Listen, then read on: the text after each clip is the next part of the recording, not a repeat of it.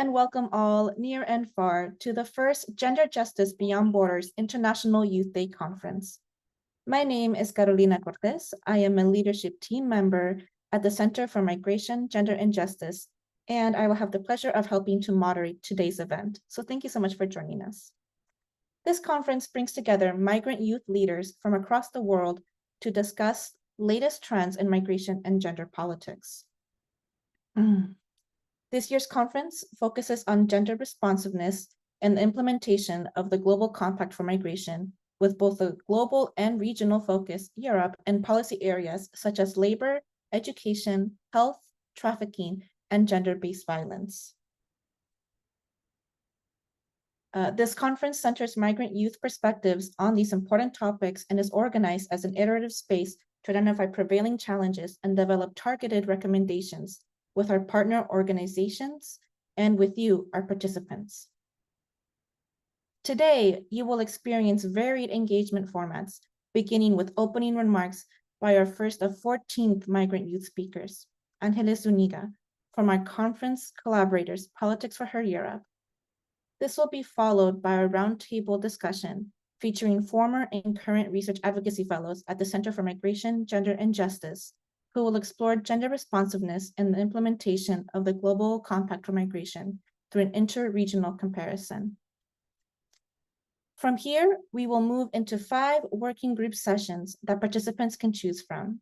The policy areas covered include labor, education, health, trafficking, and gender-based violence.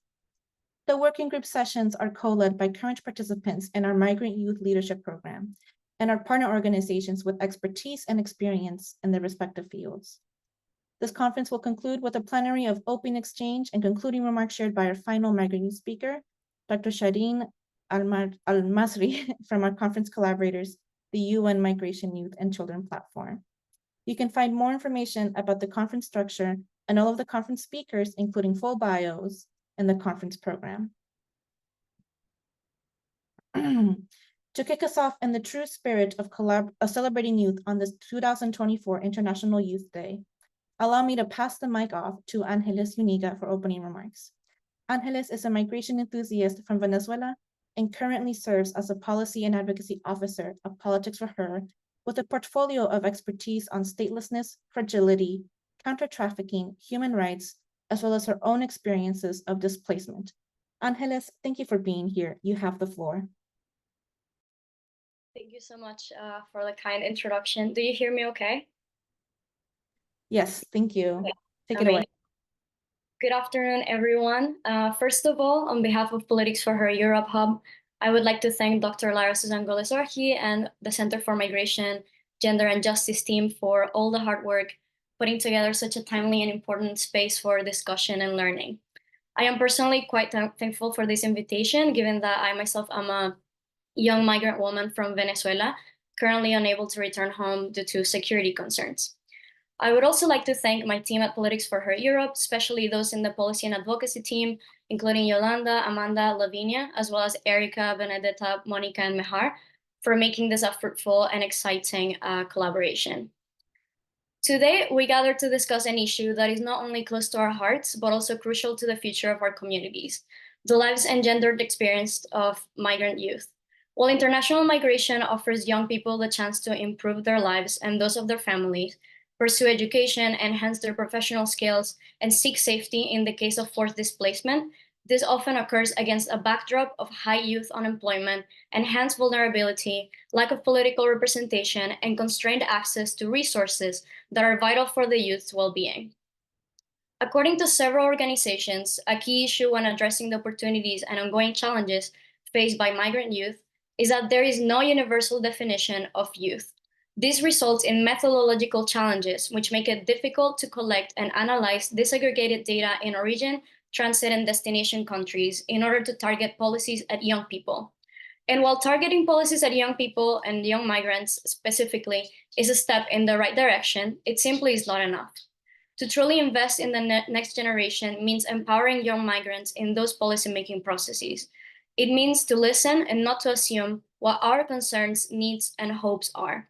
Our active participation in policy dialogue, social justice, inclusion, and social cohesion can have long-lasting effects that can ensure safe and orderly migration, as well as integration for many generations to come. It is worth mentioning that this includes also policies aimed towards highly immobile groups, which should be also of concern to those interested in migration and human mobility. Stateless youth, many of whom are born into statelessness, and many of whom are women and girls, like for example, Roma women in Europe, are ever absent from any integration efforts and lack significant political representation when it comes to the issues that affect them the most. Trapped populations in the face of climate-induced displacement are rarely studied and analyzed from a youth and gender perspective. Indigenous people in Europe and their movement patterns are usually thought about as homogeneous, as if there aren't any gender and age factors that dictate their roles in migration journeys. Young people, and especially youth from marginalized gendered and communities, need to be allowed at the table when it comes to creating safer migratory conditions for them. Naturally inclined to take risks, solve problems, and lead, migrant youth demonstrates remarkable resilience and resourcefulness in times of crisis. We have what it takes to become key actors in creating long-lasting and future-proof policies that will ensure an equitable and safe environment for all migrant youth, regardless of gender, ethnicity, and national origin. A gender lens in this discussion is also vital, as young women and girls experience specific vulnerabilities and challenges in the migration process. For instance, adolescent girls often face challenges during teenage years when making the crucial transition from school to the workplace. And due to family expectations, young women are more likely to remain within the household and assume caregiving roles, while young men may be expected to earn income elsewhere. As such, migrant adolescent girls and young women are less likely to complete their education and later find dignified work, which may put them at greater risk of exploitation and abuse. Similarly, while trafficking impacts people across all demographics, traffickers often prey on those who lack strong support systems, are under financial pressure, have a history of violence, or are marginalized by society. Youth who identify as lesbian, gay, bisexual, transgender, queer, or questioning may be especially vulnerable to sex trafficking. At Politics for Her Europe, we drafted a policy brief on online gender-based violence and found some really disturbing trends on how refugee women and girls are particularly affected by this phenomenon. For example, an uptick in online searches for refugee porn following Russia's invasion of Ukraine. Ultimately, while migration and gender dynamics have an important emotional and social impact on children and youth, this demographic is less likely to be able to access health-related resources independently.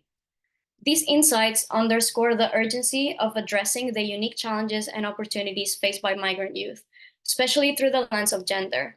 It is clear that our voices must be amplified in policy dialogues and that our active participation is essential in shaping policies that are not only inclusive, but also transformative. By recognizing the resilience and leadership potential of migrant youth, particularly those from marginalized genders and from the global South, we can create a more equitable future where all young people, regardless of their background, have the opportunity to thrive. It is our collective responsibility to ensure that the policies we craft are not just about them, but are created with them, honoring their experiences and aspirations. It is important for those in positions of power to assume this responsibility and to break the gap between them and us. Thank you once again for your commitment to this important cause, and let us continue to work together to build safer, more inclusive environments for all young migrants. Thank you. Angeles, you inspire us all. Thank you for setting the stage for this conference with such powerful words. We will keep the conversation going as we move into the roundtable discussion on gender responsiveness and the implementation of the Global Compact for Migration through an interregional comparison. For this part of the conference, you will hear from former and current research and advocacy fellows at the Center for Migration, Gender, and Justice, Lillian Ana Zube, Osita Kingsley, and Gabriela Cardin. Before I introduce Lillian, Osita, and Gabby as our next migrant youth speakers, allow us to frame the discussion by saying a few words about the Global Compact for Migration and the Gender Migration Index, a policy guidance tool that was used to analyze the implementation of the compact for the contributions you are about to hear.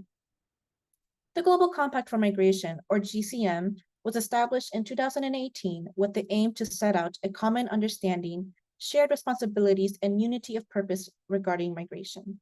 in order to make migration work for all. This includes 13 objectives and 10 cross-cutting and interdependent principles, one of which concerns gender responsiveness. The implementation of the GCM is monitored and evaluated by voluntary national reviews, or VNRs, submissions of UN member states in light of the International Migration Review Forum, or IMRF, that occurs every 4 years. The first IMRF took place in 2022, and it is in this context that we, at the Center for Migration, Gender, and Justice, developed the Gender Migration Index, or GMI. The GMI is a guidance tool for gender responsiveness in migrant inclusion and policy planning, implementation, monitoring, and evaluation. It consists of a 3-part indicator system that centers lived experiences of women, girl, LGBTQIA+, and gender diverse migrants by strengthening civil society engagement in international review processes, such as the IMRF. These indicators reflect the extent to which gender dynamics are mentioned, meaningfully engaged with, and committed to as stated in the country's VNRs. We will now hear from Lillian, Osita, and Gabby about the research findings using the GMI regarding gender responsiveness in the implementation of the GCM in Europe, Africa, and Latin America and the Caribbean. Lillian Anazube is a master's student in migration and intercultural relations at the University of Oldenburg, Germany. She serves as the youth co-director of the Center for Migration, Gender, and Justice Migrant Youth Leadership Program and co-authored the organization's 2024 Regional Review Summary Report on Gender-Responsive Implementation of the Global Compact for Migration in the UNECE region with yours true, with Lara Suzanne Golosorki, our founder and executive director at the Center for Migration, Gender, and Justice. Osita Kingsley holds a master's degree in international humanitarian action with a specialization in humanitarian analysis and intervention design at Ruhr Universität Bochum, Germany, and the Netherlands.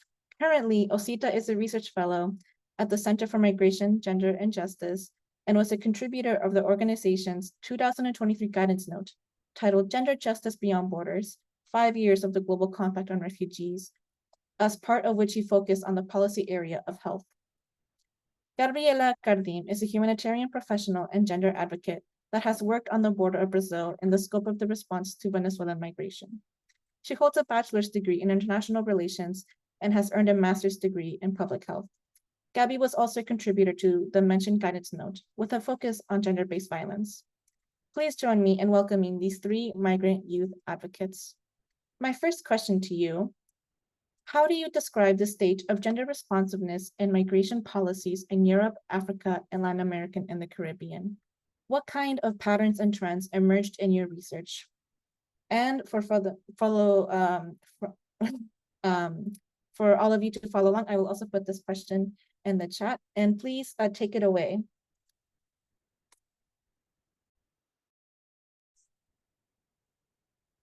Okay, hello everyone. I don't know if you can hear me, but I will begin. So I did the analysis for Europe, the GMI analysis for Europe, and I'll start by saying that the GMI analysis I conducted to ascertain the level of gender responsiveness in policies and plans of European countries really demonstrated a spectrum of gender responsiveness in migration policies, with a general tendency towards limited to moderate content, engagement, and commitment. Now, while some countries exhibited noteworthy efforts, there's still a significant need for more comprehensive and explicit gender-responsive strategy across the region. Specifically, considerations for LGBTQIA+ and gender-diverse migrants are lacking, and many countries fall short in translating acknowledgements of gender-specific gaps and challenges into concrete policies and actions. I will start by breaking it down into the patterns and trends that I found. And for the GMI indicator for content, which basically tests the extent to which migration dynamics are explicitly mentioned in these policy documents, most European countries had limited or moderate mentions of gender indicative words in their VNRs. And what do these gender indicative words mean? It's just like words like women, girls, gender, words that actually speak about gender, LGBTQIA, sex, with the exception of Spain and Mongolia that had extensive mentions. Particularly notable is the near complete absence of any consideration regarding LGBTQIA and gender diverse migrants, which were only found in the VNRs of Spain, Germany, Sweden, and the UK. Now, when mentioned, gender dynamics were mainly, and really, this is really very surprising to me, that when mentioned in the VNRs, gender dynamics were mainly discussed in the context of designing only anti-trafficking, anti-discrimination, as well as violence prevention policies and projects. Now, in terms of engagement, which is the extent to which gender dynamics were meaningfully addressed, the result can be described as moderate at best and limited at worst, with exception of Spain, North Macedonia, and Mongolia that had extensive engagement. Across all examined countries, emphasis were placed on capacity development, anti-trafficking policies, ratification of international conventions, as well as incorporation and implementation of international recommendations for good practices. Now, for our final indicator, which is the indicator for commitment, we test the extent to which gender dynamics are sustainably considered in these VNRs. Commitment in this context can be identified as limited to moderate with a slight variance. Now, overall, the main focus of gender-responsive commitments were made only in the forms of planned programs involving the improvement of labor market access, as well as anti-discrimination and anti-trafficking initiatives. Now, finally, just like I said in the content indicator, there was a complete absence of any commitment to addressing the needs and challenges of LGBTQIA and other gender diverse migrants. Thank you.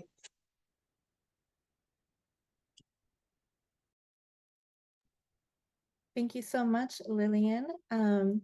Either Osita or Gabby, feel free to take the floor. Good day, everyone. Can you hear me? Yes, thank you so much. Yeah, my name is Osita Kinsley, and I am glad to be here today. So I really appreciate everyone who attended, who is currently attending, and the organizers. So I reviewed some countries such as Cape Verde, Egypt, Guinea-Bissau, Eswatini, Kenya, Ethiopia, Nigeria, and Mauritius. That is in Africa region. And I focused on certain policy areas such as labor, trafficking, and health. So generally regarding the content of gender-related dynamics, there were basically high rates in terms of mentioning of certain gender dynamics, and those were basically found in certain countries such as Cape Verde, Egypt, Guinea-Bissau. Yeah, all the countries I mentioned had a very high rate in terms of the mention of the terms that indicates gender inclusion. Then with regards to engagement, there was also a high level of engagement, and those were found with regards to certain projects that have been executed and ongoing in the context in different countries. And some of them include, as for instance, in Cape Verde, they have a support for women that was established in order to protect them from human trafficking, which covers 2018 to 2021. A similar thing was also found in Guinea-Bissau, which is still focusing on trafficking, 2020 and 2021. And also in Mauritius, which is also on trafficking. And a project in Nigeria called Tell the Real Story, which is also a way to combat against trafficking. Then across all the countries that were reviewed, there were indications of high level of multi-stakeholder adoption, and they try to engage different ministries of women as well as human rights activists in order to combat these issues of gender exclusion in the migration issue. Then with regards to commitment, this is where it was lacking, because it was expected that where there are mentions as well as engagement, there were supposed to be high level of commitment, but these were not found among the countries, as most of them focused on the projects they have established currently, but no future plans in order to monitor the execution of those programs and also ensure that challenges are effectively reported and rectified for future improvement. So most times, some of the challenges that we discovered are in all the countries, a lack of mention of LGBTQ communities, and with an exception of Kenya, which had a term which I may consider a bit more vague, and the term is the use of other gender, which doesn't necessarily signify a definite focus on the gender which are different from the male and female, which we already know. So I think that is what I have, where I have to stop currently. Thank you so much. Thank you so much, Osita. Gabby, how about you? Hi, everyone. Thanks, Carolina. Thanks, everyone that is attending the meeting. So I found similar trends to Latin America as the other regions that the colleagues presented. So overall, after conducting the GMI analysis on some of the Latin America countries, Latin America and the Caribbean countries, I found that the region presents a limited to moderate level of gender responsiveness in migration policies. Most of the countries at least address women and girls, gender in general at some level, with a limited level of content mainly, advanced engagement, but lack of commitment. When we speak of Latin America and the Caribbean, the region is the most affected when we speak of the Venezuelan migration flows, which are half composed by women and girls. However, most national reviews lack this specific view on the context and fails to consider the intersectional identities of women and girls, which means they do not particularly mention LGBTQIA plus women, women from ethnic minorities, and Black and brown women. While we see transversal efforts and various actors involved in promoting gender responsiveness, countries still lack concrete commitments, which includes budgetary allocations, specifications, or detailed plans to achieve these objectives. So when we think of the patterns and trends that emerge in this comparison, talking about content, among the analyzed countries, more than a third have limited content regarding gender, specifically in terms of intersectionality. The remaining countries, the 2/3 remaining countries, are divided between moderate and advanced levels of content. The only 2 countries that consider gender diverse migrants, including LGBTQIA+, youth, migrants, elderly women, and racialized migrant women, are Argentina and Canada, mainly. And Canada provides a separate section on gender responsiveness to address specific questions related to gender and migration. Only one of the analyzed national review completely ignores gender or women in its document, meaning that they do not mention women at all, which is Colombia, something to be very warned about since it's the country that most receives Venezuelan flows. But the majority of the country in the region observe migrant women as homogeneous groups with no difference within the group. They're mentioned in general terms, and their identity is often pictured as subjects and victims of sexual violence and/or human trafficking. When we speak about engagement, surprisingly, 62% of the national reviews present an advanced level of engagement. In 3 countries, they even demonstrate a lower level of content indicator than in the engagement indicator, which is the case of Bolivia, Ecuador, and El Salvador. Across the countries, most of the initiatives involve states' cooperation with the UN agencies to address gender dynamics and capacity building of public personnel and consulate professionals that are attending and assisting these women in their countries and abroad. This public personnel is usually involved in capacity building on gender and GBV related teams. Some other worth mentioning efforts are related to access to labor market and the enhancement of bilateral, multilateral, regional, and international treaties. So lastly, when we speak about commitment to gender dynamics, even if countries are engaged, they have a low level of commitment. Half of the countries analyzed do not present specific planning, projects, budgeting, or any concrete measures related to gender migration nexus in their national reviews. Those who demonstrate considerable efforts in that sense, again, Argentina, Canada, and Bolivia, specify particular budgets allocated to gender in migration. They also have normative and legislative frameworks and instruments to measure population data and its disaggregation by gender identity and ethnicity. Thank you. Thank you all. These important insights from an interregional comparison bring me to our next question.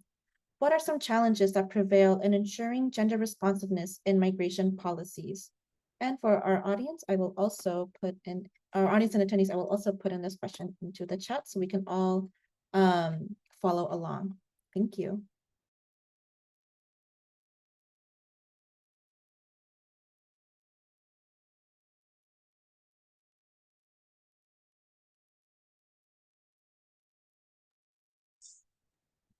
Can you hear me? Yes, we can hear you. Okay. Yeah. Here I mentioned there are many challenges, but I pointed out three main issues that I found there, and one of them is patriarchy. And when I say patriarchy, I mean male dominance, and in the African region, which is very high, and it is a very high impediment to the issue of gender inclusion. And that is the fact that many a time there is no defined pattern of inclusion because of the sociocultural dynamics which is existing in that context. And most times, even where there is a level of inclusion, the extent to which the women engage in the level that they are included is still limited because of the high level of dominance against the women. So I think it's something that is worrying, and at most cases, we definitely don't get to see the possibility of high level of inclusion coming into place to the extent that the aspect of the LGBTQ community may have lesser chances because of this particular issue. And the second one is the lack of acceptance of the diversities in gender, which similar to what I mentioned, the aspect of gender, every other gender dynamics that is different from male and female is hardly seen. And that is because of the cultural belief which is existing in that place. And then the only exception which I mentioned earlier was the use of other gender in Kenya, in the Kenya case, which is still not a strong thing to hold on to, considering what is happening in those countries currently as regarding the inclusion of LGBT communities.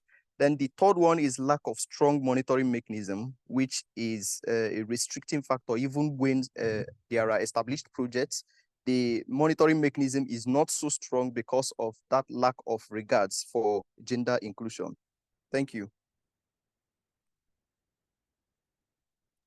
Thank you so much. On to our next inspiring migrant youth leader. Okay, I would like to start by saying thank you, Sita, for mentioning that. I really see a lot of similarities from what you mentioned to what I am about to mention. But I would like to start by mentioning that there's a general lack in the Europe's VNR that I analyzed. There's a general lack of gender disaggregated data. And now, while some countries actually mentioned, they actually acknowledge that there's a lack of gender disaggregated data, such as Belgium and Finland. They also mentioned that there's also a need to pay greater attention to gender-specific issues like violence on migration routes, not just at the point of destination, but actually on migration routes. So this recognition of the lack of gender disaggregated data suggests a growing awareness of gender disparities in migration data and underscores the need for more targeted interventions. Now, secondly, is that despite acknowledging the unique needs and vulnerabilities of women, girls, and LGBTQIA and other gender diverse migrants, many countries also struggle to effectively integrate these considerations into actionable frameworks. I think most of the countries that I analyzed, instead of using this particular words of women, girls, LGBTQIA, gender indicative words, they bunched this particular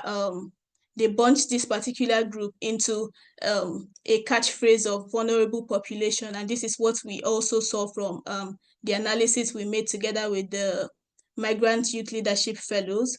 Now, I believe that to achieve true gender responsiveness, countries must transition from this current add-on of just adding women, girls, LGBTQIA+, and gender diverse migrants to policies that they've already made without actually making sure that these policies are gender responsive, to actually making sure that they create policies with gender at the core of their design and implementation. Thirdly is the lack of monitoring, like Osita said, the lack of monitoring and evaluation of existing policies for gender responsiveness. Now, despite the fact that one international migration review forum has already taken place in 2022, there's still no indicative framework or indicator framework for assessing the Global Compact for Migration, as there is for the Global Compact for Refugees. And that is why utilizing indices like the GMI is very important, because it helps to assess how gender responsive existing policies are, with a view to providing recommendations that ensure better and more gender responsive policies. Thank you. Thank you so much, Lillian. Can we give it up for Gabby? Hi, thanks. So identifying three main challenges that prevail in gender responsiveness. The first one is very material, which is resource mobilization. So one of the analyzed national review, specifically the Ecuador National Review, mentions the need for financial resources to continue achieving the Global Compact for Migration objectives. That is clearly stated at the end of the NR.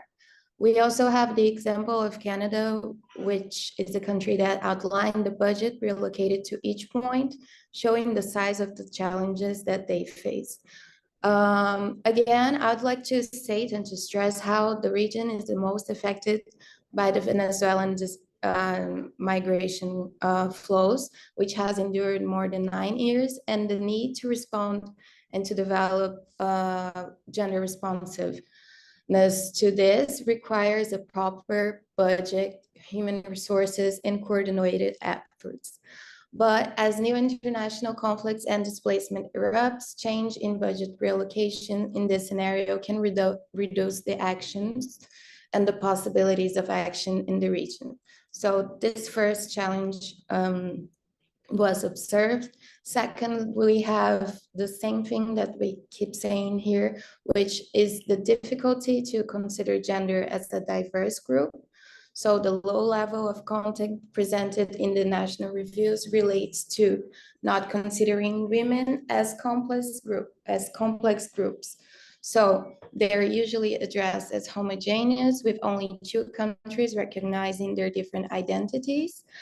And this lack of consideration obviously results in the absence of specialized policies, commitments, or initiative for this group, since they're not mentioned, they're not considered, and they're not affected specifically. Lastly, we have the lack of mention to regional challenges. And although there is a considerable and coordinated effort to respond to the migration in the area, and here I mentioned the R4V, the complete name is the Regional Interagency Coordination Platform for Refugee and Migrants from Venezuela. None of the NRs analyzed even mentioned the mechanism as a manner to ensure gender responsiveness. Canada mentions its protagonism in the Venezuelan context and gives examples of the investments in other countries, such as Honduras, to respond to migration challenges. But it's something really interesting and warning to be observed, as there is a regional challenge. But even if the NRR nationals, but the name national reveals, it lacks some sense of cooperation in the national reviews. Thanks. Thank you all. And for our final question, with these challenges across different regions identified, how do you propose these challenges to be addressed?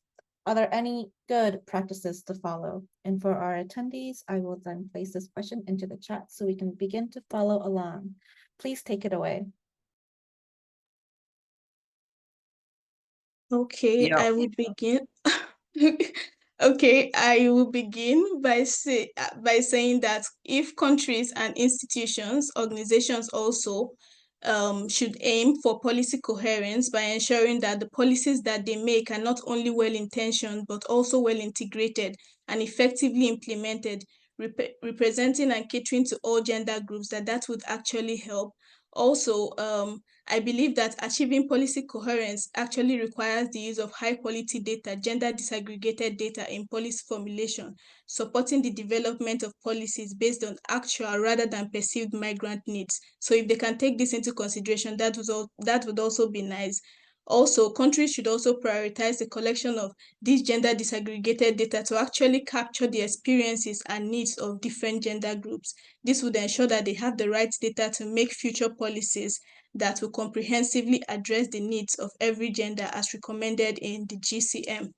Secondly, I would recommend that they move beyond the add-on mentions of gender dynamics in the implementation of the GCMs and develop comprehensive approaches that transcend the broad and often superficial grouping of vulnerable groups.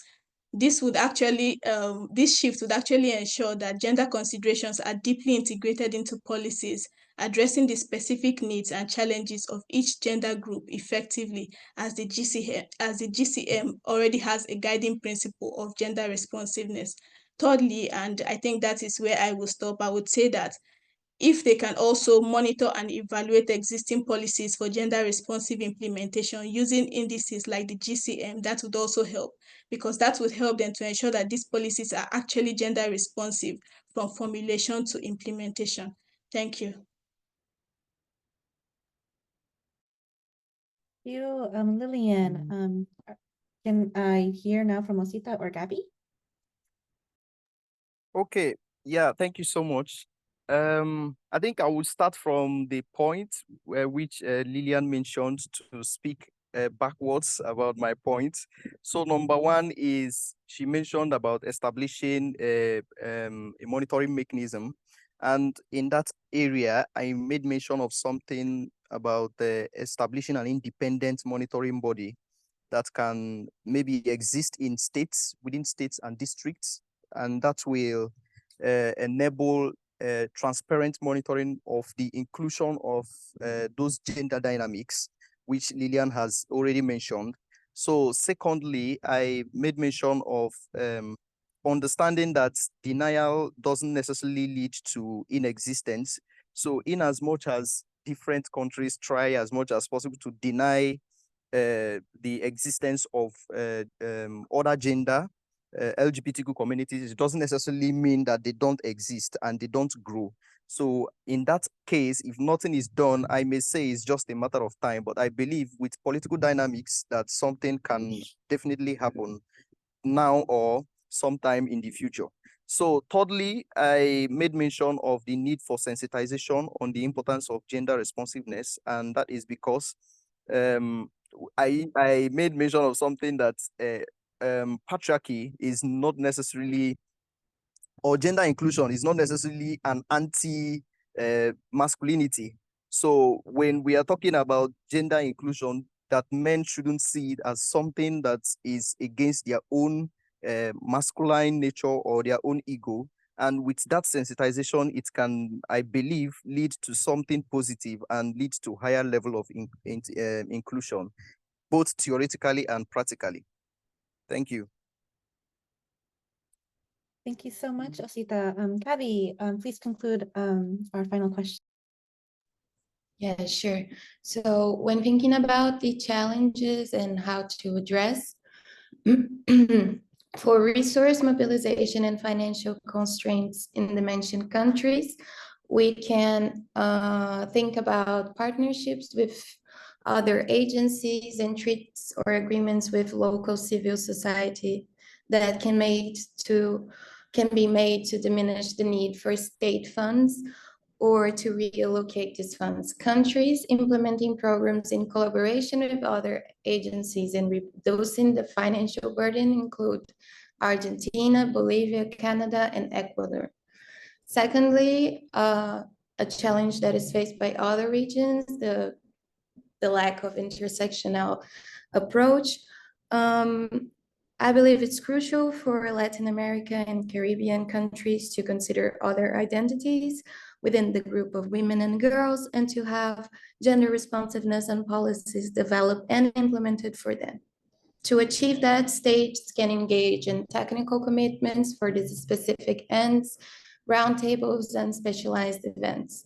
It can also hire expert professionals to elaborate public policies on gender and migrations, conduct national surveys within the population of interest, which is LGBTQA+, racialized, elderly, and youth migrant women, to assess the level of representativeness and the main challenges that these groups face. Finally, the fact that these are national reviews should not exclude the countries to mention, address, and consider regional gender dynamics, specifically speaking of the Venezuelan case, which seems to be far from ending, and an issue to the entire region. In the sense, our 4V has a special subsector for GBV that could be used as an example for national policies. As other questions appear, including the increase in the Darien forest crossing numbers, as well as the extra-regional migration from countries including Afghanistan and Asian nations towards the US, these new trends erupting are affecting the entire region dynamics and should be thought of as more than national challenges. Thank you.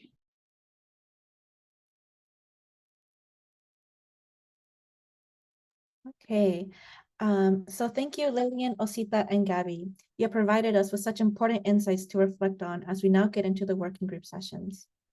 For the next hour, we invite participants to join any of the working groups on labor, education, health, trafficking, and gender-based violence with the regional focus on Europe. As mentioned, working group sessions are co-led by current participants in our Migrant Youth Leadership Program and our partner organizations with expertise and experience in their respective fields. You can find more information about all of the working group speakers, including full bios, in the conference program. So if I have read correctly, breakout rooms by policy area are now ready to join. So please go ahead and choose your preferred working group. It may take a few moments to get everyone settled, so kindly be patient, and once in the room, say hello to your fellow participants. Following the working group session, we will return for the plenary session where you will have the chance to hear about all of the policy areas, as we will then begin with a brief share out. See you all soon.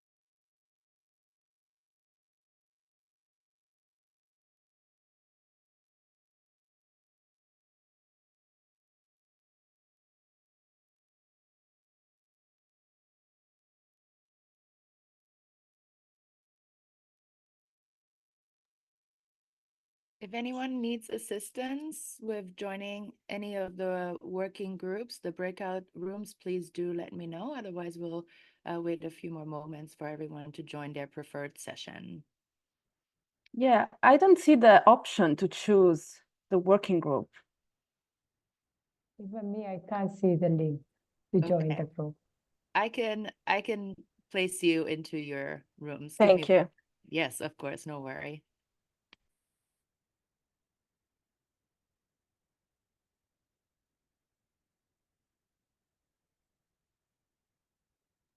Oh, I think I found it, so I can join myself. Thank you anyway. And thank you for the instruction in the chat.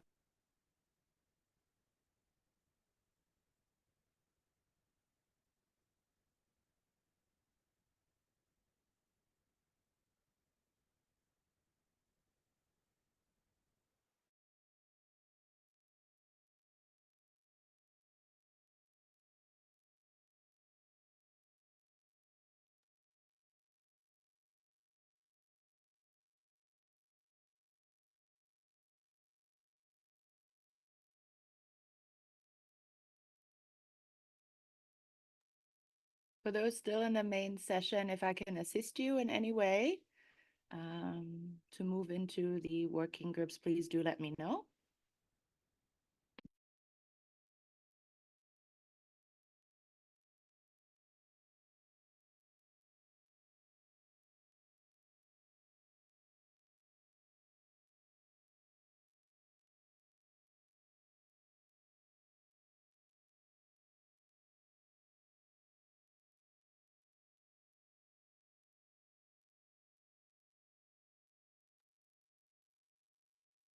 For those remaining, if you would like me to help you with going into the working groups, please let me know.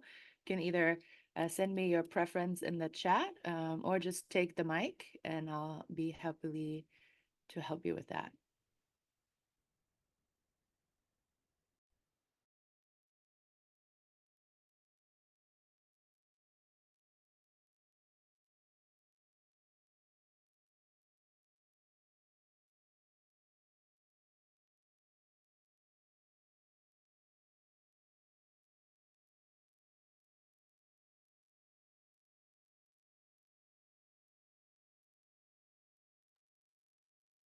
For those remaining, please do let me know if you have a preference.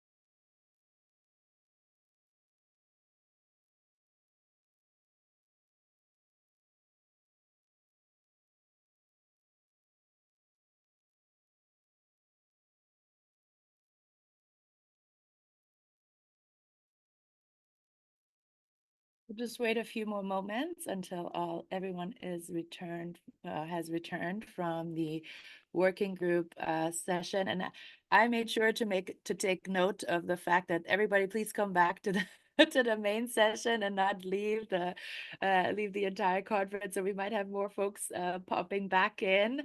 So we'll wait just a few moments here before we get started. Yes, folks are coming in. Fantastic. Awesome.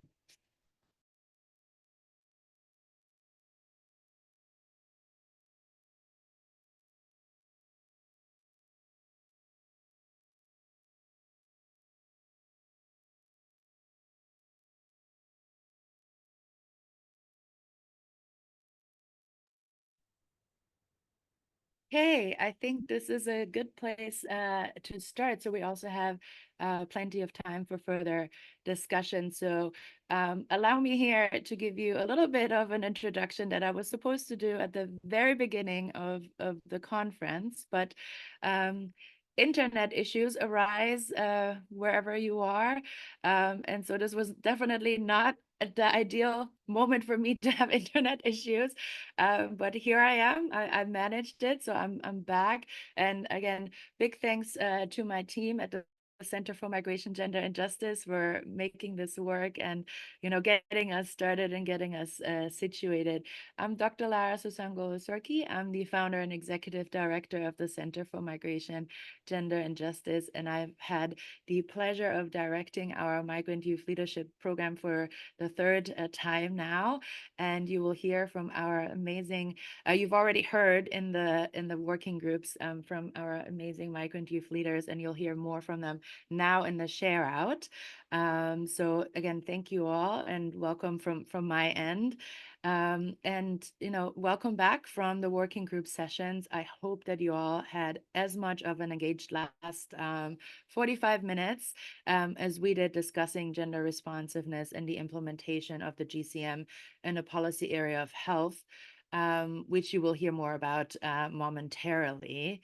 And so now what we have planned for the beginning of the plenary is to hear brief share outs from each of the working group sessions. I know a tough decision to go which policy areas are all important, but that's why we structured the plenary session as such, that you now get to hear from all of the different sessions with a brief 3-minute share out summary of what was discussed there, focusing on the challenges and recommendations in the respective policy areas. And so without further ado, I would like to get us started here and to note that the share outs are delivered by our migrant youth leaders. And we will begin with the policy area of health. So Stacy, whenever you're ready, you have the floor and feel free to share out. We're eager to learn from you. Hello, Lara. It's actually labor group policy. Yeah, not health, or did you intend to start with health? No, I said labor. We will hear from health in a moment. Go ahead, Stacy. Okay. No worries. I thought I had health. Yeah, so despite being a smaller group, we had a really intriguing discussion actually. And some of the gaps or the challenges that we identified was the issues of skill recognitions, which are exacerbated by, having different layers of discrimination. Also, resistance to cultural attitudes towards women, despite living in the European Union countries or living in the EU countries. Issues such as FGM and early marriages are still happening, which are sort of like inhibiting also women's access to the labor market. And overcoming also the language barriers in these different countries. There's issues of informal jobs or social protection issues as well. There's also the issue of health affecting labor productivity of women, still the issues of FGM coming up.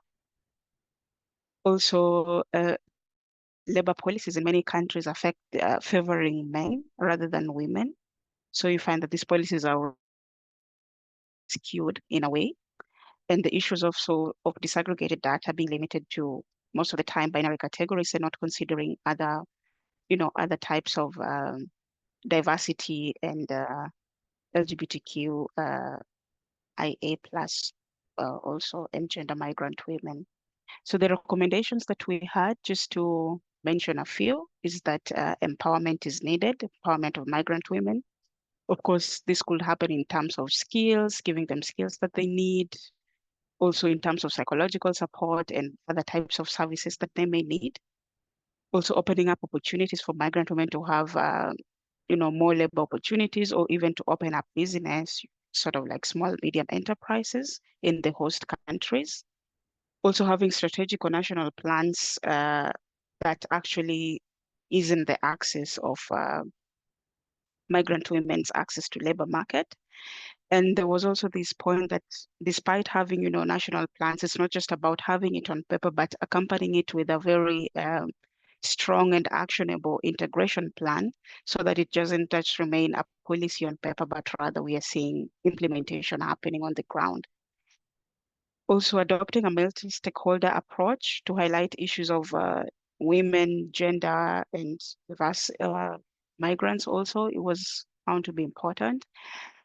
And, calling out with collaborations with different NGOs, giving migrants themselves a voice in these discussions, and also making stronger connections between the GCM and other international legal frameworks. For example, there was a point about issues related to connecting trade, or FDA or issues like that with the GCM, which is also could be good to make that stronger connection, so that these legislative frameworks are not existing like independently, but at the end of the day, they are sort of like helping each other to increase labor market access for migrant women. Yeah.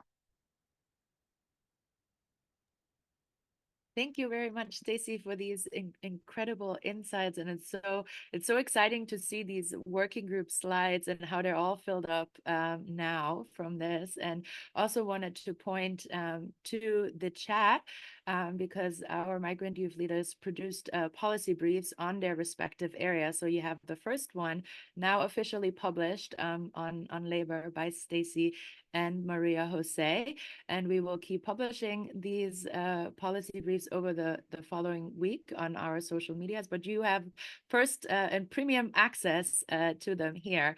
So congratulations to all, and thank you, Stacey, for the share out and for these important insights. We will next hear from the policy area of education. So Sophia, please go ahead. Yeah, thank you so much, Stacey, and thank you, Laura. Really interesting insights. So I will continue now with our working group with education. We also found a lot of gaps and also recommendations for them. So the first one was the lack of intercultural awareness and institutional support in different educational institutions. This could be about teachers, but also about other students. There is then also not enough psychological and emotional counseling at educational institutions available for students and for gender diverse migrants especially. Another gap is the limited mention of gender dynamics in general, and therefore also not enough engagement with educational policies regarding the gender dynamics. Then another lack was the lack of concrete action plans for each country, and therefore also the lack of a focus or consideration on women, girls, and queer migrants. Education plans are not adjusted to the different needs of women and girls, LGBTQ migrants. So that's like the follow-up gap from the one that I just talked about. It's also a problem that normalized dropout rates in migrant and diaspora communities appear in many different European countries, and the policies are not targeted at the intersectional identities of all our target group. There is also a lack of good systems to acknowledge foreign certificates and qualifications, and also lack of addressing and discrimination in school settings and maybe also in settings of universities, and a lack of information on scholarships for gender diverse migrant students. And we therefore tried to find and discuss some recommendations. So it is really essential to integrate psychological and emotional needs within the schooling compounds through counseling, or also we also talked about peer mentoring support groups. National action plans for women, girls, and LGBTQ migrants with measurable goals and set timelines are essential. Then anti-bullying policies are another recommendations that we talked about. It is also crucial to better inform sharing on scholarships, on the informal learning programs, and therefore also on the concept of lifelong learning, which we also discussed briefly. So it is really crucial that everyone has access to innovative and inclusive learning societies. So also as the European Skills Agenda suggests. And last but not least, it's really important to focus on encouraging business and NGOs to cooperate together. So yeah, thank you so much. Thank you very much, Sophia, also for your insightful points. It sounds like you also had a very fantastic discussion and deep conversation here. So again, would like to congratulate also both you, Sophia and Hadia, for the policy brief that is now also live in the chat and that you can read up on there. And next, we will then move to the policy area of health. So Nubia, you have the floor to share out what we discussed. Thank you, Dr. Lara. Yes, also several gaps in our working group. We identified as a problem how the DCM is not legally binding and lacks operating details, which represents a challenge to ability. Overall, we see a lack of in-depth debate on migrants' health, which indicates how this area has not been prioritized by the governments. And it's also illustrated on the lack of data and monitoring information. We see how many countries still emphasize a distinction in access to health that depends on migration status, which violates the right to health for all. We question the inclusive access to health by undocumented migrants, for example. And one thing that we discussed is the access to health is one thing, so the legal framework, and other is how accessible our healthcare system is. So considering the language barriers, lived experiences, and cultural differences. We see that there is a lack of reporting on actions and plans on the health of women, girls, and LGBTQI+ migrants, and also to specific mental health needs. There is almost no mention of sexual and reproductive health, female genital mutilation, mental health, health aspects of GBV, pregnancy, maternity, and motherhood.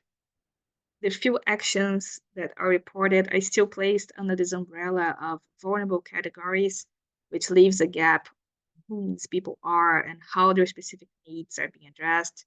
And there's a lack of the understanding of intersectionality and how this word is being emptied. Also, we raised that there is a representation gap between governing bodies and policies and the migrant communities. And also that when we talk about the COVID-19 pandemic and the climate crisis, we still don't see plans that recognize the gender needs of migrants in these scenarios. So if these, we propose some recommendations. First, we defend that information on the health of migrants must be improved, including the gender disaggregated data. Gender health concerns and needs, such as these that I just mentioned, deserve further attention. We urge the states to recognize the fundamental right to health for all and guarantee the universal access to healthcare for all migrants, regardless of their status.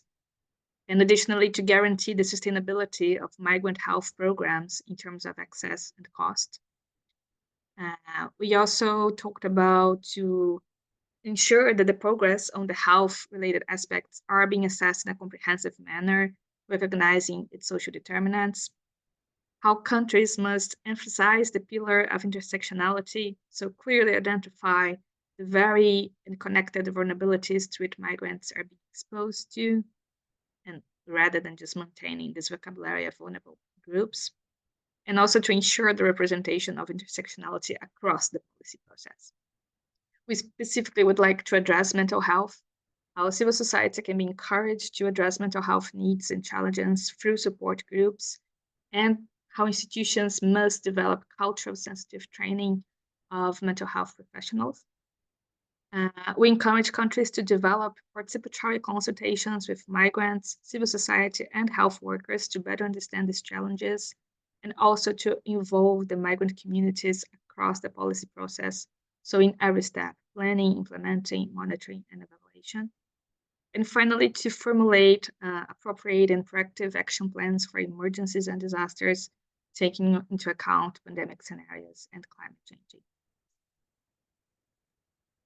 Thank you, Nubia, for all of this. And as I was in the working group, I can only say yes, yes, yes to all of these recommendations. And again, congratulations to Nubia and Tatenda for publishing the health policy brief, where you can read up more on all of the things that we've discussed and that Nubia and Tatenda analyzed with regards to the gender migration index.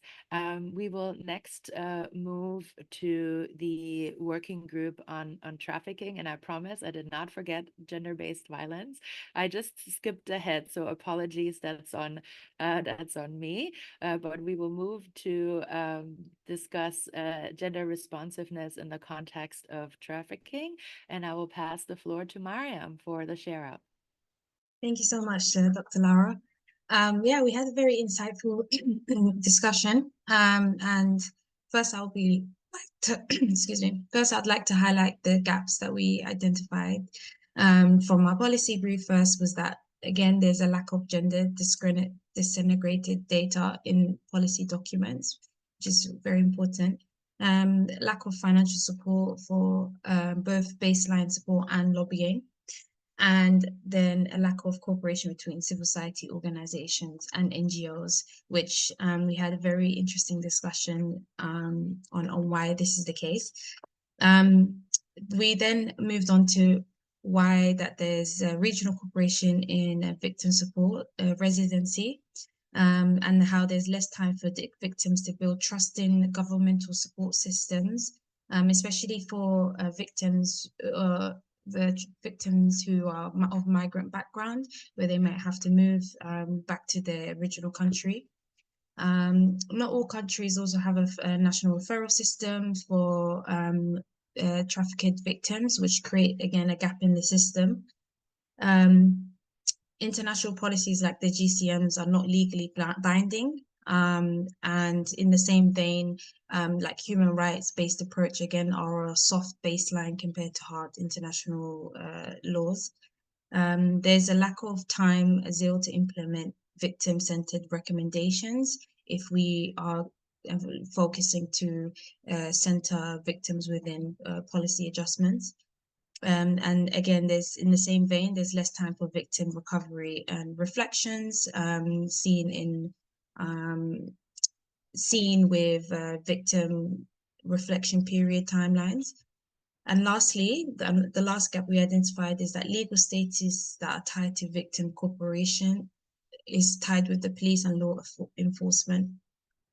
So following on from this, the recommendations that we put forward were that there should be multi-partner trust funds, improved victim-centered support systems, and longer and better practices for longer reflection periods for trafficked victims. So there are examples where countries give 90 days compared to 30. Policies with victim-centered and empathetic design, trust-based philanthropy, and stronger whistleblowing policies that protect victims. Safer housing, leveraging the Council of European Convention 2005, which was mentioned, has stronger human rights-based approaches compared to other international frameworks, and introducing stricter laws that criminalize trafficking, incorporating the lived experiences of victims and their recommendations. So this is what we understand as survivor inclusion. But of course, there are sensitive approaches that should come with that. And again, multi-language advocacy, because at times you find that language is used as a disadvantage to allow for trafficking victims to know their rights.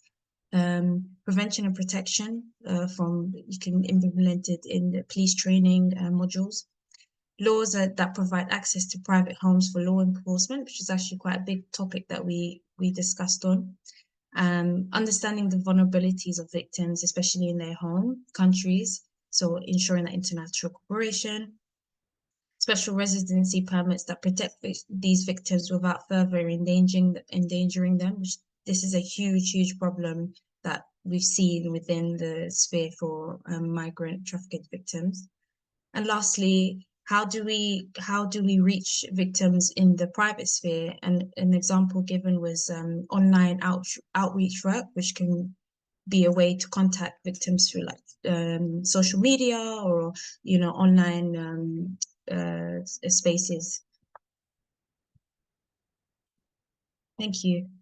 Yeah, thank you so much, Mariam, for this deep and detailed share out of the session. I can also see that you were very much in very thoughtful conversation here. So this is fantastic, and a lot to draw from going from here. And please join me in congratulating Mariam and Mehar on the publication of their policy brief on the topic of trafficking, which you can now find in the chat as well. So last but not least, as promised, we will look into and hear from the working group on gender-based violence, and I will pass it to Shaimeh for the share out from this working group. You have the floor. Thank you so much, Dr. G. And I just want to say I've thoroughly enjoyed the share out from my fellow participants. As for our working group, we identified many gaps. So I can say that's a trend that's present throughout our different policy areas. But one of the things that spoke to us the most was the lack of a unified definition of what gender-based violence means. One thing that transpired is that when we think of GBV, we often think of sexual abuse, sexual exploitation, but there's also financial abuse, psychological abuse, patrimonial abuse, different forms that go unnoticed, and this lack of a unified definition makes it hard to tackle and address something we do not 100% know, because we cannot encompassate it in definitions. And another thing is the current definition we use also is very exclusive of gender diverse migrants and LGBTQIA plus individuals. So one thing that we'd like to highlight is a need of a unified definition in that sense, of both including the extent of what violence means and who it can touch as well. A second thing that was also apparent to us is this disconnect between policies and practice. And we think that when we analyze the VNRs, or when we see what happens on the ground, there is a lot of tendency of going towards punitive policies that, in a sense, further exasperate and hinder GBV survivors. One example we talked about is detention centers that oftentimes have shared bathrooms. And what that can do is enhance the psychological violence, but also make women, girl, LGBTQI plus, and gender diverse migrants more prone to physical violence.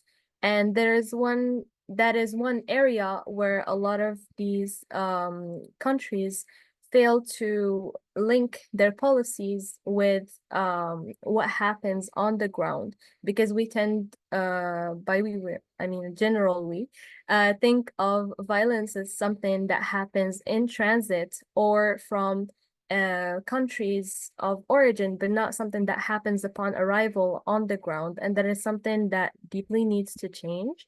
Another thing we talked about is how a lot of policymakers think of women as a homogeneous groups, but not women with different identities, with different needs. And that further makes it harder to address and be connected to their specific needs. So one of our recommendations for that particular point is more involvement with civil society organizations and non-governmental organizations that are either migrant-led, migrant-focused, or both, because these organizations have hands on the ground and can talk directly to survivors and know their immediate needs and their specific situations. So we want to recommend that CSOs and NGOs are involved in all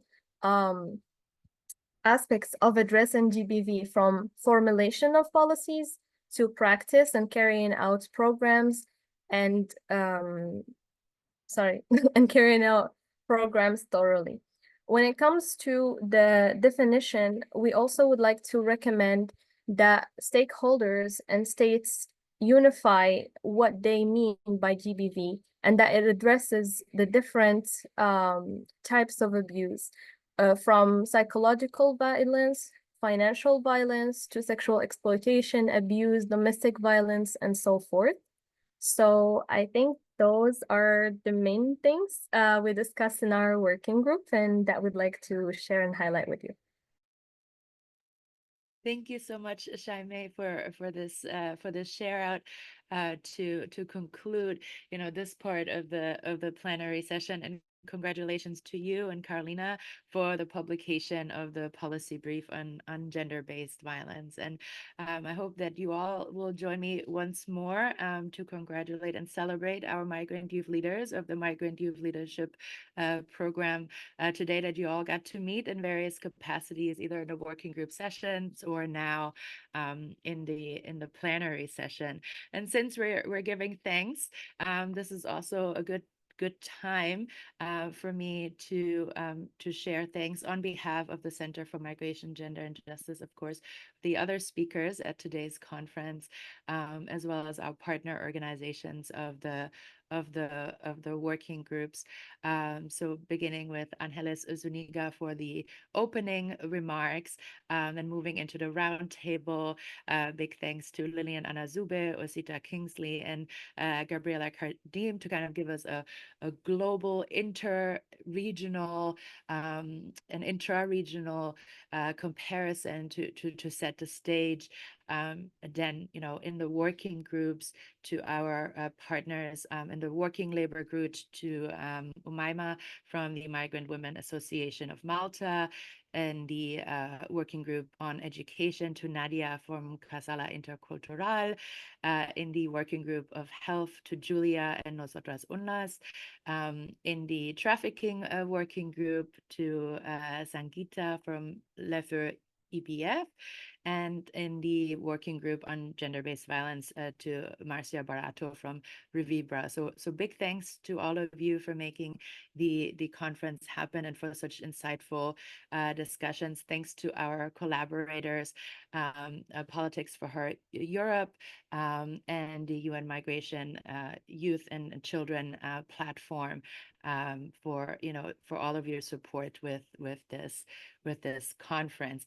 And I'm saying these things just to celebrate us, but we do have one more speaker, and we also have, I would say, a few minutes if we want to open up the floor for any additions of or any notes that anyone would make, including our participants, whom we of course also thank for being here and for making this such an enriching discussion. So I would say we have about 5 to 7 minutes before we pass it to our final migrant youth speaker. So this is really an open floor.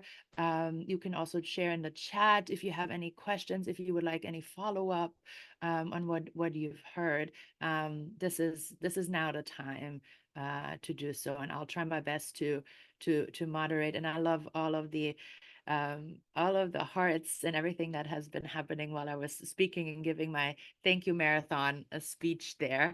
But yes, the floor is open if anyone would like to share any additional insights. Again, either use the chat or please kindly raise your hand, and then you may take the floor. Any thoughts, questions, follow-ups? Anything you would like to add?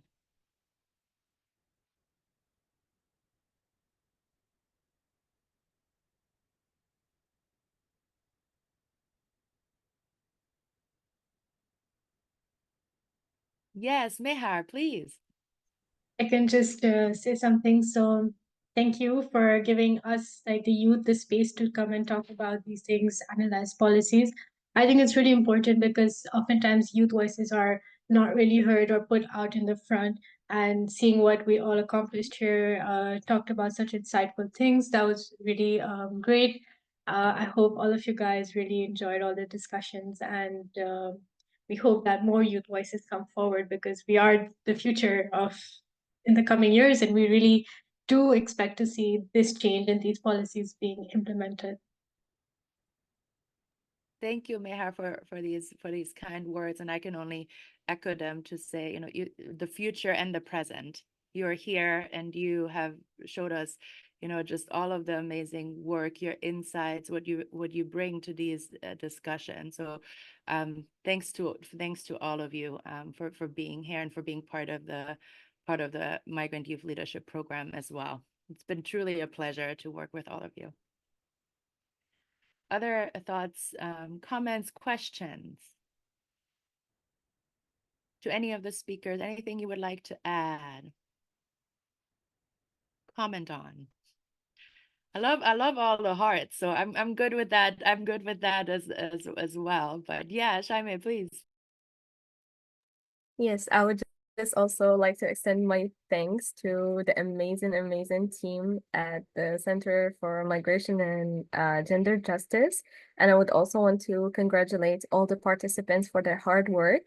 And one thing I can share is it was very frustrating for us all while analyzing the VNRs and seeing that there was little to no engagement with all of our respective policy areas. But if we want to take away one positive thing is that there's more room for improvement, and we're setting the basis for what's to come next and establishing more accountability frameworks with the GMI. And that is incredible to look forward to in the future and the work of CMGZ. Thank you very much, Shaime. Thanks for kind of summarizing the aspects of kind of the process of getting here, which I think is always important, right? Like we said, this is the celebration of all of you, of all of the hard work, of your participation in the program. But you know, the celebration comes with things before that. And so really thank you for pointing this out. And something that I've mentioned throughout this process was always the absence of something also tells us something, right? So, you know, yes, we don't see gender mentioned in these voluntary national reviews, in these broader international frameworks that we talked about. But that also tells us something. And as you said, this is a starting point. And so, you know, setting with these policy briefs, kind of saying, okay, this is what we saw at this stage with regards to the implementation of the Global Compact for Migration. You really set that benchmark from here on out for improvement and for any kind of future reviews. So this is truly inspiring, and thank you to all of you yet again. I would say last call for any further comments, questions, follow-ups. Okay, Mariam, we have it rolling now. Yes. Again, I just want to highlight thank you to everyone.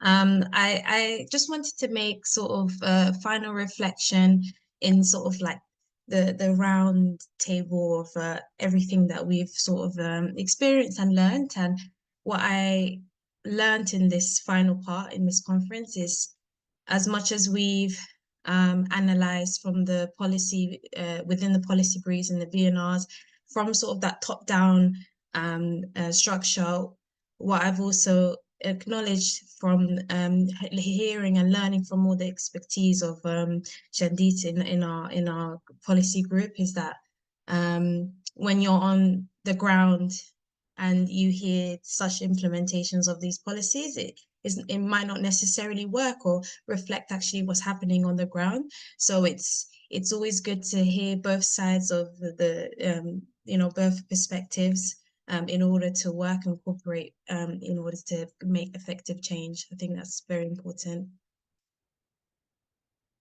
Thank you, Mariam, for speaking to that, a very excellent point. And this is why when we thought about the conference and we thought about like how do we organize it, how do we structure it, it was really important for us to have this, right? And of course, ideally we would have all been in a beautiful space together, and then we know working groups, everybody goes to a different table, so there's a bit of clunkiness with doing it online. But from what I can tell from the share outs and the slides, it feels like you all had wonderful conversations, and I can't wait to read up on all of them. So thank you.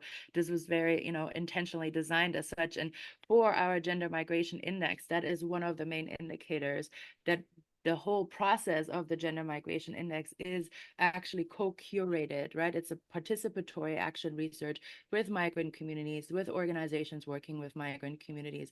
So really we've gotten like the full circle of what we envision exactly to do there. So thank you, Mariam, for pointing this out. And I would say maybe these are just, from all of you, that these powerful words are a good place to, pass it now to our next and final speaker to close out the conference. I do have a few words after. I already said my thanks, but just a few words, I promise, afterwards. But without further ado, I would like to introduce our final migrant youth speaker of the day, Dr. Shadeen Al-Mazli, who will deliver the concluding remarks to close the conference. Shadeen is a postdoctoral researcher and advocacy specialist focused on inequalities between refugee and migrant groups of varying backgrounds. She currently serves as the human trafficking and labor specialist at the UN Migration, Youth and Children's Platform and as an editor of Rooted magazine. And you can read up on all the other amazing achievements of Shadeen in our conference program, but I'll pass it to her now. You have the floor for the concluding remarks of today's Gender Justice Beyond Borders International Youth Day conference. Well, thank you for the lovely introduction, and also thank you to everyone for all of very, very pleasantly, not surprised, but just very happy to see the level of engagement there is on the topic, how active also. So I initially went into a labor working group with the intention of being a silent observer, just to collect some notes for these remarks, but I ended up actually participating because it was just such a strong group. So I really want to congratulate everybody for that. And the roundtable, of course, that took place before. What we see the results as well from the share outs, it seems like the level of participation was equally strong everywhere. And so, yeah, I just want to congratulate you for putting such a good group together here. It's really, really been very pleasant to see as well. And I really think that a lot of the closing remarks have been so well captured by the youth leaders. So I hope this isn't too repetitive. But in essence, what I want to say is that what we're seeing here right now, I think, is the exact understanding of these intersections of migrations, of implications. It's been so well captured. And I really appreciate that this space was, I would say, very subversive to the usual patterns of migration and policy and advocacy spaces, which from these few years, youth, I'm at the edge of youth, I would say, and I'm about to graduate out of the youth category. So these few years of experience in the space, I feel that we're so entrenched in this pattern of Europe as a model and everything else is following. And I think that this has been such a really great way to flip that logic, where everything has been we've been critical and also, kind of praising where necessary, of course.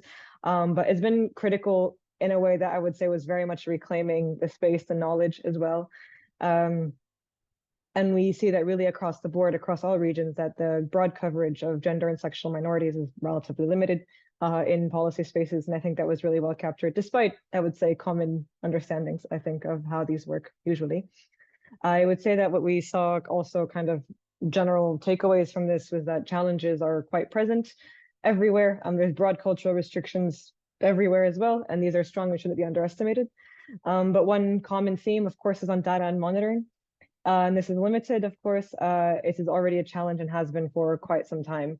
But I do think with what you've done here with these policy briefs, you're already subverting that with already at least claiming some indicators, with some knowledge, some policy recommendations. It's already happening in this space. The action's already being taken is what I'm trying to say. And I think that you shouldn't underestimate that. I would also say, as I said, I joined the labor working group. They noted so much of what we're already discussing, and I was, just very, very impressed with what was going on there. And I think that the knowledge of our regions was so really nicely reclaimed here, generating indicators in a way that's revolutionary and also using them in a way that's revolutionary. And I really want to congratulate you on that. And I think what I also got from this was not just a subversion of this dynamic, but also understanding youth as knowledge generators, not on themselves. So one thing that we know with marginalized groups is you're welcome to come speak about your topic and your topic only.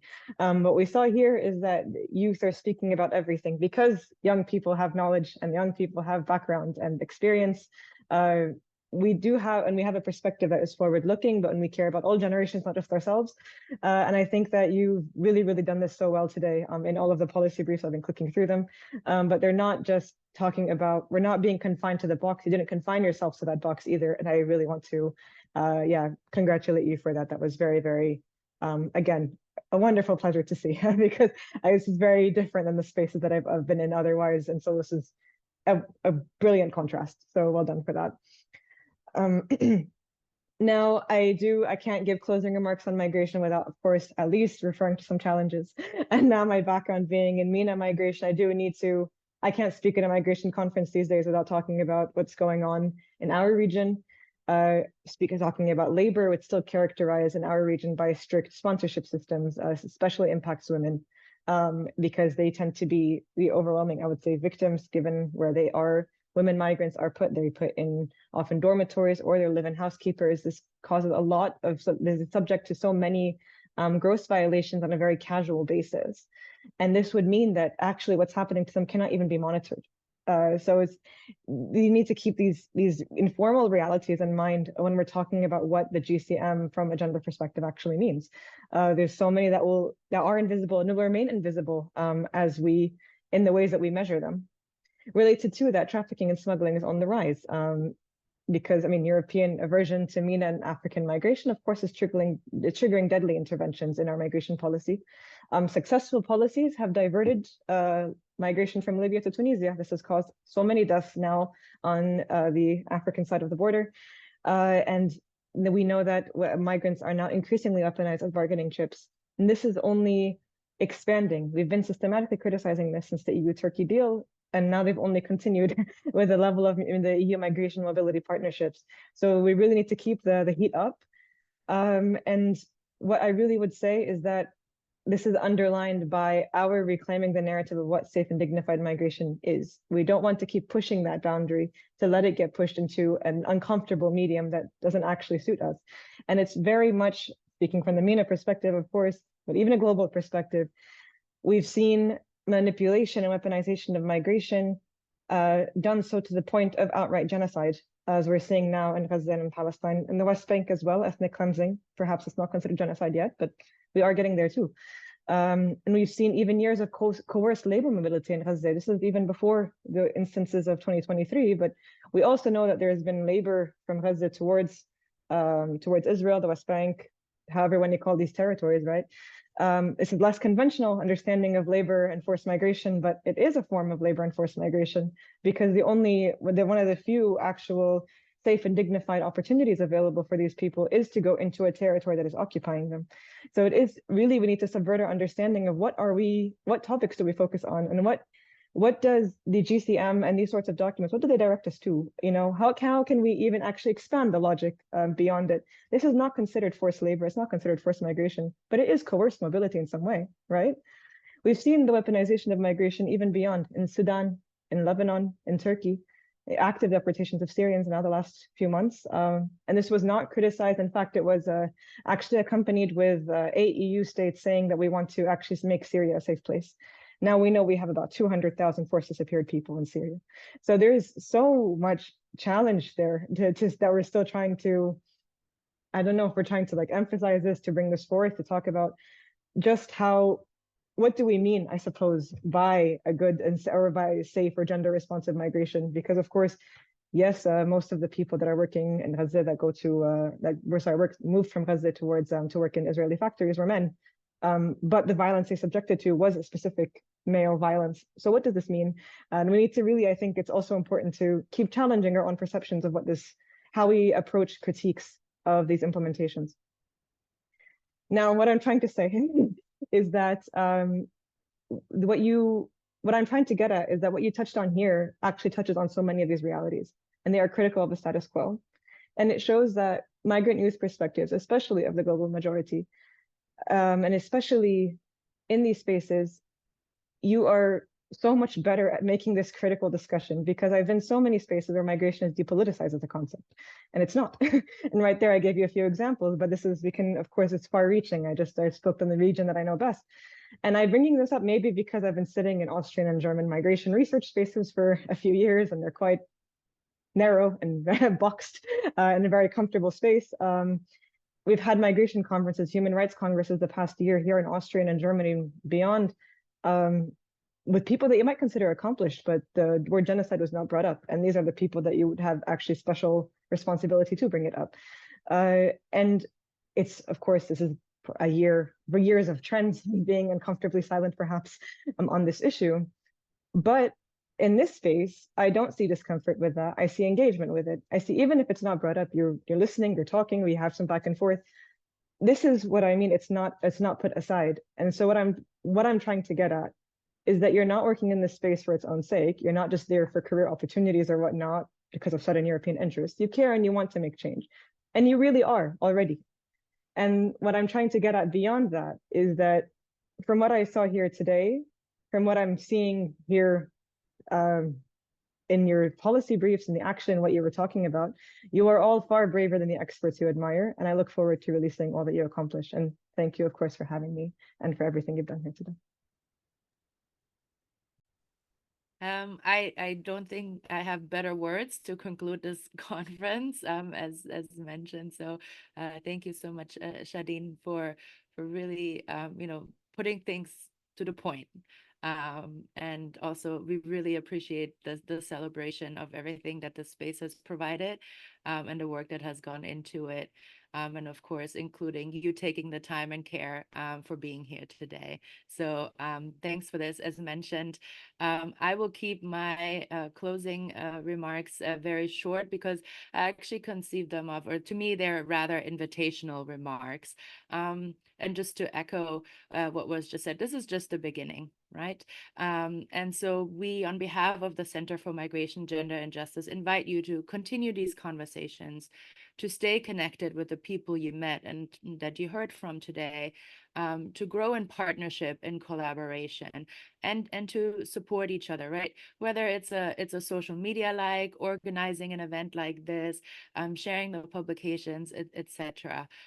We believe that our fight for gender justice beyond borders and beyond binaries is a collective one, and we're really happy that you're on this journey with us. And so for one last round of celebration of migrant youth, and I would like to say of migrant youth all over the world today, who inspire us on this International Youth Day and every day. So thank you, and stay tuned for the publication of the policy briefs that you already got a sneak peek on, that we'll be publishing throughout the next couple of days. And so in solidarity always, thank you for a great conference.